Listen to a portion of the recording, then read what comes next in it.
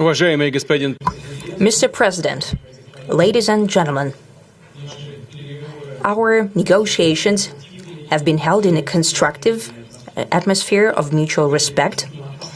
We have very thorough negotiations that were quite useful. I would like to thank once again my American counterpart for the proposal to travel out here to Alaska. It only makes sense that we've met here, because our countries, though separated by the oceans, are close neighbors. So when we've met, when I came out of the plane and I've said, "Good afternoon, dear neighbor. Very good to see you.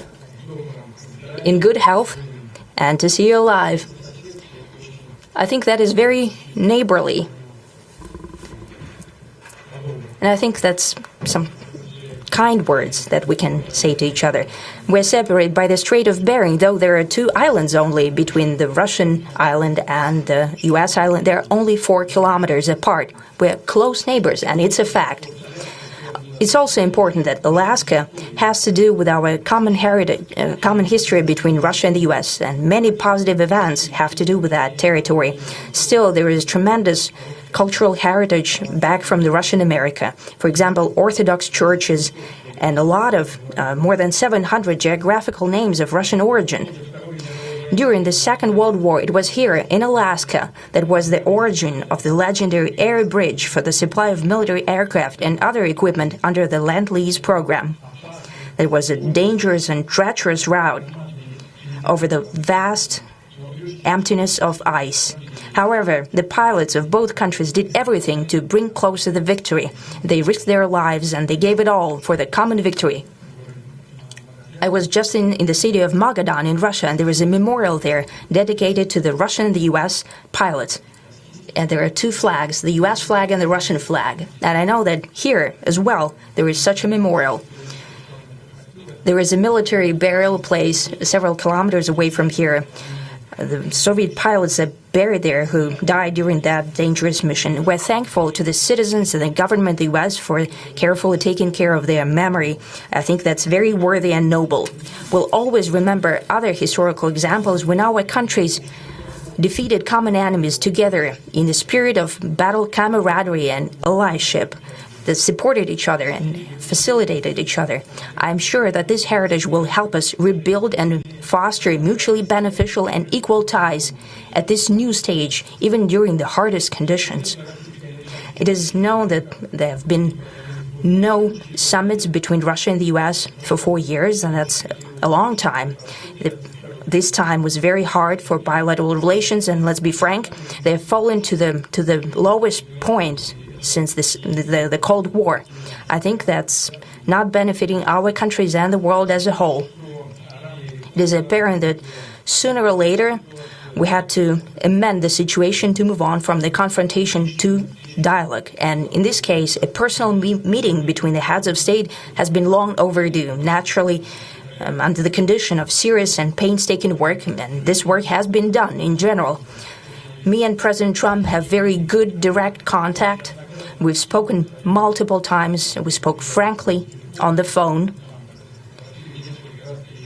And Special Envoy of the President, Mr. Witkoff, traveled out to Russia several times.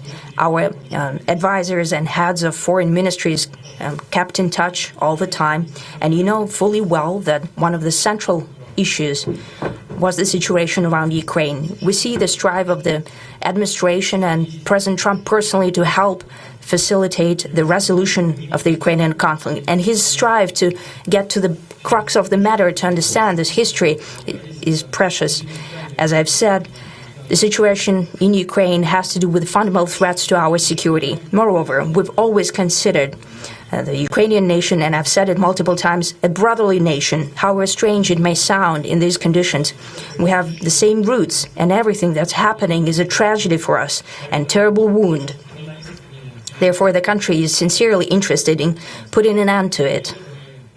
At the same time, we're convinced that in order to make the settlement lasting and long-term, we need to eliminate all the primary roots the primary causes of that conflict, and we've said it multiple times, to consider all legitimate concerns of Russia and to reinstate a just balance of security in Europe and in the world on the whole. And I agree with President Trump, as he has said today, that naturally the security of Ukraine should be ensured as well. Naturally, we are prepared to work on that. I would like to hope that the agreement that we've reached together will help us bring closer that goal and will pave the path towards peace in Ukraine. We expect that Kiev and European capitals will perceive that constructively and that they won't throw a wrench in the works. They will not make any attempts to use some backroom dealings to conduct provocations to torpedo the nascent progress. Incidentally, when the new administration came to power, bilateral trade started to grow. It's still very symbolic. Still, we have a growth of 20%. As I've said, we have a lot of dimensions for joint work. It is clear that the U.S. and Russian investment and business cooperation has tremendous potential. Russia and the U.S. can offer each other so much in trade, digital, high-tech, and in space exploration. We see that Arctic cooperation is also very possible, and our international context, for example, between the far east of Russia and the west coast of the U.S. Overall, it's very important for our countries to turn the page, to go back to cooperation. It is symbolic that not far away from here, at the border between Russia and the U.S., there was a so-called international date line. I think you can step over, literally, from yesterday into tomorrow. And I hope that we'll succeed in that, in political sphere. I would like to thank President Trump for our joint work, for the well-wishing and trustworthy tone of our conversation. It's important that both sides are result-oriented, and we see that the President of the U.S. has a very clear idea of what he would like to achieve. He sincerely cares about prosperity of his nation. Still, he understands that Russia has its own national interests. I expect that today's agreements will be the starting point, not only for the solution of the Ukrainian issue, but also will help us bring back businesslike and pragmatic relations between Russia and the U.S. And in the end, I would like to add one more thing.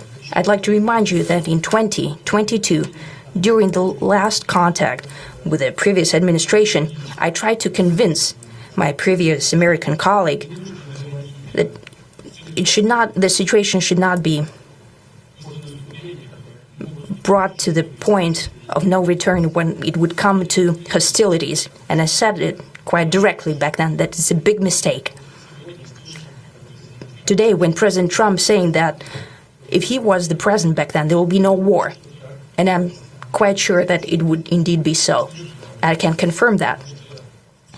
I think that overall, me and President Trump have built a very good, businesslike and trustworthy contact.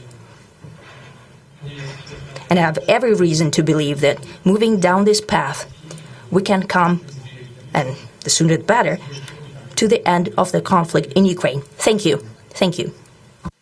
Well, thank you very much, Mr. President. That was very profound. And I will say that I believe we had a very productive meeting. There were many, many points that we agreed on, most of them, I would say, a couple of big ones that we haven't quite gotten there, but we've made some headway.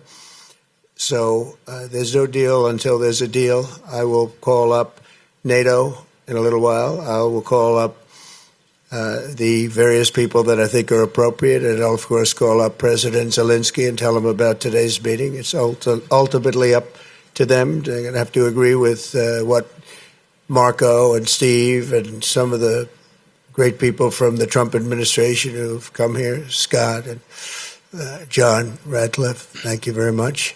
But we have some of our really great leaders. They've been doing a phenomenal job.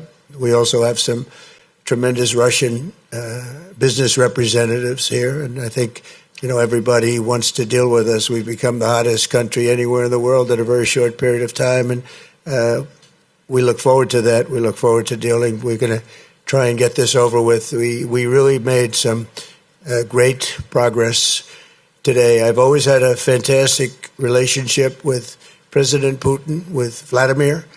We had many tough meetings, good meetings. We were interfered with by the Russia hoax that made it a little bit tougher to deal with, but he understood it. I think he's probably seen things like that during the course of his career. He's seen it all, but we had to put up with the Russia hoax. He knew it was a hoax, and I knew it was a hoax, but what was done was very criminal. But it made it harder for us to deal as a country in terms of the business and all of the things that we'd like to have dealt with. But we'll have a good chance when this is over. So just to put it very quickly, I'm going to start making a few phone calls and tell them what happened. But we had an extremely productive meeting, and many points were agreed to. There are just a very few that are left. Some are not that significant. One is probably the most significant, but we have a very good chance of getting there. We didn't get there, but we have a very good chance of getting there. I would like to thank President Putin and his entire team, who I know in many cases, other than that, whose faces I get to see all the time in the newspapers. You're almost as famous as the boss, but especially this one right over here. But we had some good meetings over the years, right? Good, productive meetings over the years, and we hope to have that in the future. But let's do the most productive one right now. We're going to stop really 5, 6, 7,000, thousands of people a week from being killed, and President Putin wants to see that as much as I do. So, again, Mr. President, I'd like to thank you very much, and we'll speak to you very soon and probably see you again very soon. Thank you very much, Vladimir. Next time in Moscow. Oh, that's an interesting one. I don't know. I'll get a little heat on that one, but I could see it possibly happening. Thank you very much, Vladimir. And thank you all. Thank you. Thank you. Thank you so much.